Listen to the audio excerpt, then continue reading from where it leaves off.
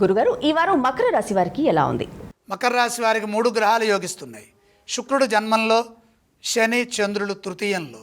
మనోబలంతో పనులు మొదలు పెడితే, సరైన ప్రణాళికలు సిద్ధం చేసినట్లయితే మంచి జరుగుతుంది. ఏ పని చేయాలో ముందుగానే నిర్ణయించండి. సకాలంలో మీరు పనులు చేయాలి.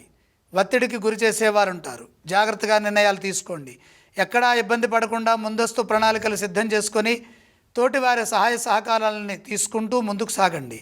కానీ పనుల్లో కొంత జాప్యం ఉంటుంది. కాబట్టి మీరే స్వయం కృషితో స్పష్టతతో పనిచేయండి. ఆర్థిక అంశాలు బాగున్నాయి. ఆర్థిక విషయాల్లో ఎటువంటి సమస్యలు రాకుండా కాలాన్ని సద్వినియోగం చేసుకుంటూ ఖర్చుల విషయంలో ఇబ్బందులు కలగకుండా ముందుకు సాగండి. ధనం ఎవరికైనా ఇస్తే తిరిగి రావటంలో సమస్యలు ఉంటాయి. కాబట్టి కుటుంబ సభ్యుల సూచనలతో పనిచేయండి.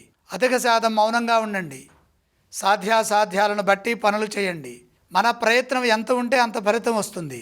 ఉద్యోగంలో మేలు జరుగుతుంది. ఓర్పుతో పనిచేస్తే సత్ఫలితం సిద్ధిస్తుంది. అధికార లాభం ఉంటుంది. మకర రాశి వారు ఏ స్తోత్రాలను పఠించాలి? మకర రాశి వారు గణపతి ఆరాధన చేయటం మంచిది. వారు ఏ ఆలయాన్ని సందర్శించాలి? మహాగణపతిని దర్శించాలి. మకర రాశి వారు ఎటువంటి దానాలు చేస్తే బాగుంటుంది? వాక్స్థానంలో రాహు ఉన్నారు. మినుములు కొద్దిగా దానం చేయండి. సంపదలు పెరుగుతాయి.